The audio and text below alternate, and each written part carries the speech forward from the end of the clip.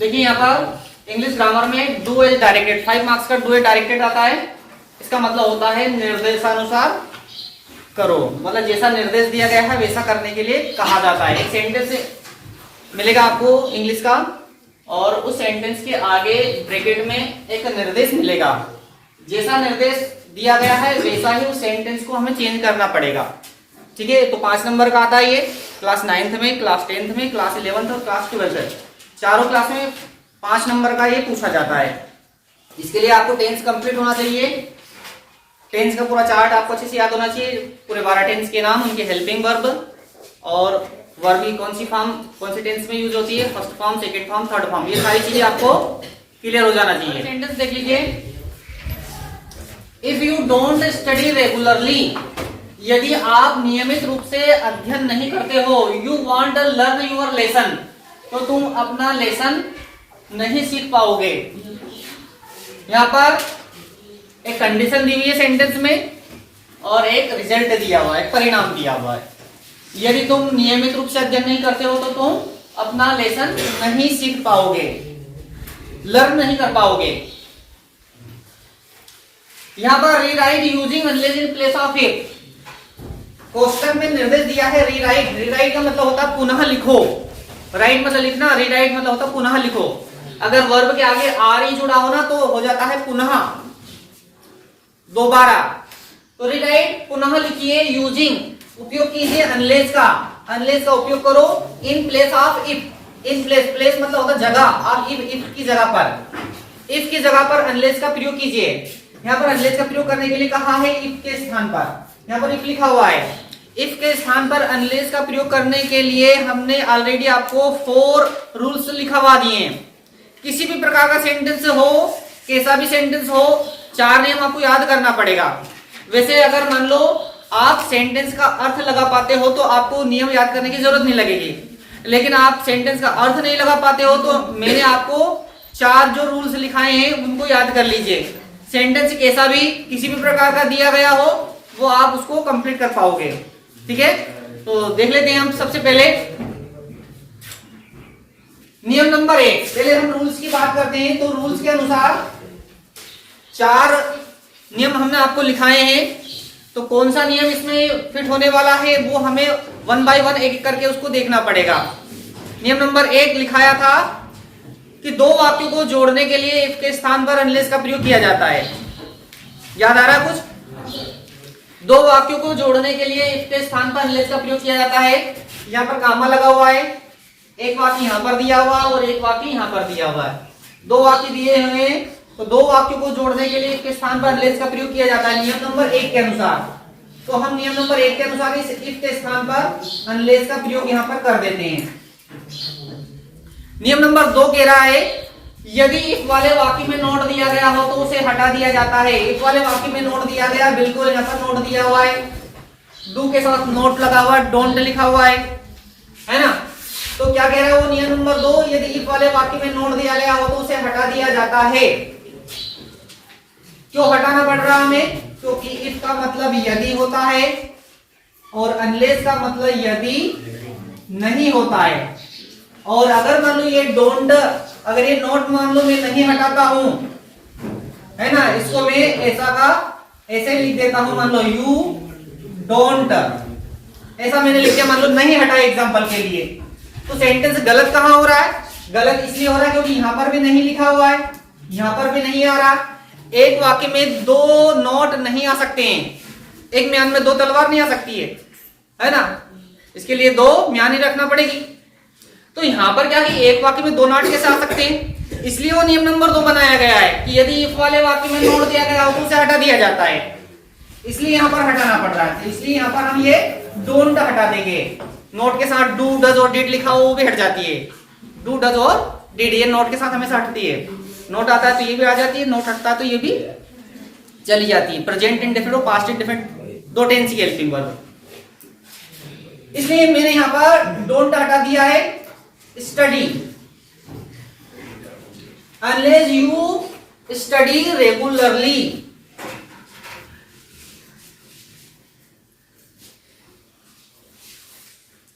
दो नियम यहां पर हमारे कंप्लीट कंप्लीट हो गए। तीसरा नियम क्या कह रहा था, तीसरा नियम को भी देख लेते हैं। यदि दोनों वाक्य सकारात्मक दिए गए हो तो दोनों वाक्यों को नकारात्मक बनाया जाता है। मतलब दोनों वाक्य अगर मान लो अफर्मेटिव दिए गए हो तो दोनों को कैसा बनाते हैं, नेगेटिव, है ना। दोनों अर्थ के रूप में कैसे होने चाहिए, नेगेटिव बनने चाहिए। कैसे होना चाहिए, दोनों अफर्मेटिव होंगे तो। अफर्मेटिव का मतलब बिना नाट वाले, देख लेते बिना नाट वाले है क्या दोनों, ये इधर वाला नाट वाला है, और दोनों अफर्मेटिव नहीं है। दोनों अफर्मेटिव होते हैं तो दोनों नेगेटिव हो जाते हैं। तो ये थर्ड जो नियम है वो यहां पर चूज नहीं करेंगे हम।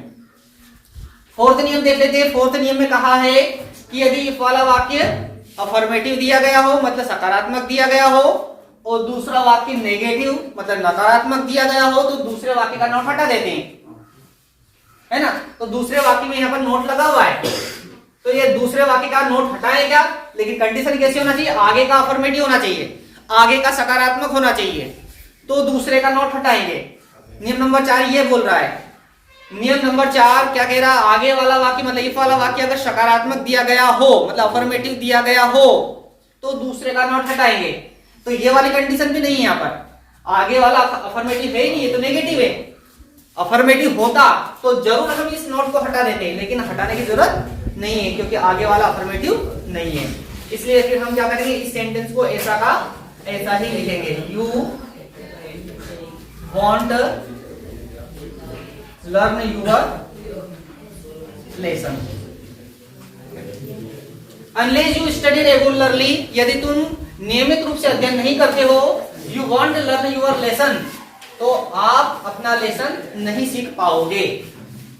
ठीक है, ये थर्ड हमारा यहाँ पर कंप्लीट हो गया। सिमरन नोज, सिमरन जानती है the answer to the question, मतलब सिमरन इस क्वेश्चन का आंसर जानती है। ठीक है, यहाँ पर मेक नेगेटिव लिखा है। मेक नेगेटिव, मेक मतलब बनाओ, नेगेटिव मतलब नकारात्मक। मतलब इस वाक्य में नोट जोड़ने के लिए कहा है, नेगेटिव नेगेटिव लिखा है तो नोट जोड़ने के लिए कहा है। चाहे मेक नेगेटिव लिखा हो, चाहे चेंज इनटू नेगेटिव लिखा हो, या केवल नेगेटिव ही लिखा हो, तो समझ लेना आपको इसमें नाट जोड़ना है। नाट जोड़ने का हमने आपको नियम बताया है कि नाट हमेशा हेल्पिंग वर्ब के बाद यूज होता है। हेल्पिंग वर्ब के ठीक बाद नॉट का प्रयोग करते हैं। तो उस सेंटेंस में हमें हेल्पिंग वर्ब ढूंढना पड़ेगी। यदि आप हेल्पिंग वर्ब जानते हो तो हेल्पिंग वर्ब को पहचान पाओगे। यदि आपने कभी हेल्पिंग वर्ब देखी ही नहीं तो सेंटेंस नेगेटिव होगा ही नहीं। कैसे करोगे, जब आपने हेल्पिंग वर्ब से मुलाकात ही नहीं की है तो नेगेटिव कैसे बनेगा।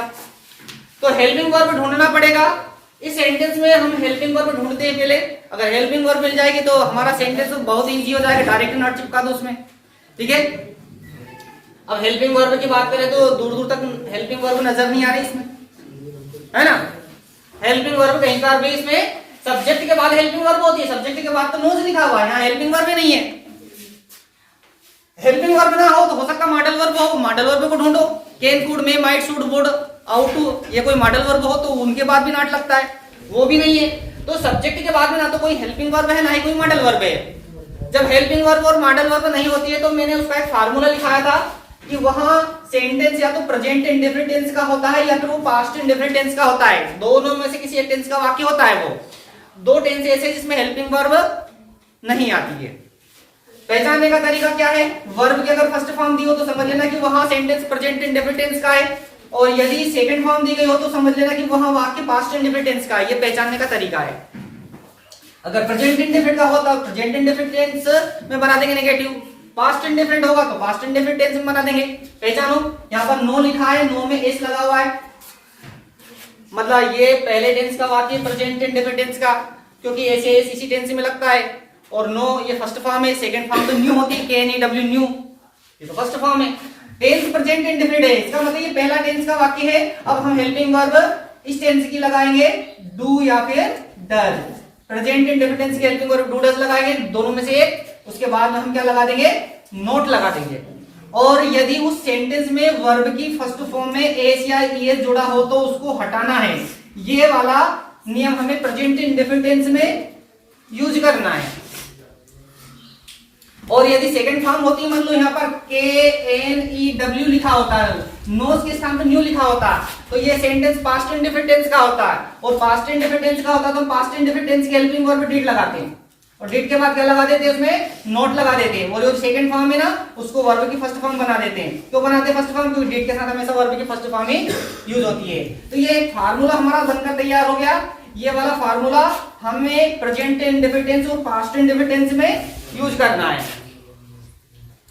फर्स्ट फॉर्म है यहाँ पर, पहले टेंस में बना देते हैं। तो यहाँ पर आंसर हमारा बनेगा सिमरन। ये सिमरन एक लड़की का नाम है, मतलब एक वचन में है, और एक वचन के साथ हेल्पिंग वर्ब कौन सी यूज होती है? डज। तो यहाँ पर लगाएंगे डज, और डज के बाद लगाएंगे नॉट। वर्ब के फर्स्ट फॉर्म में से एस हटाना है। ये वर्ब जिससे हमने पहचान की थी वाक्य की, उसके अंत में अगर एस दिया हो तो उसको हटा देंगे। तो एस हटा देंगे तो बचेगा क्या यहाँ पर? No. Know the answer to the question. ये हमारा सेंटेंस नेगेटिव हो गया। Simran does not know the answer to the question. ठीक है, करो नोट।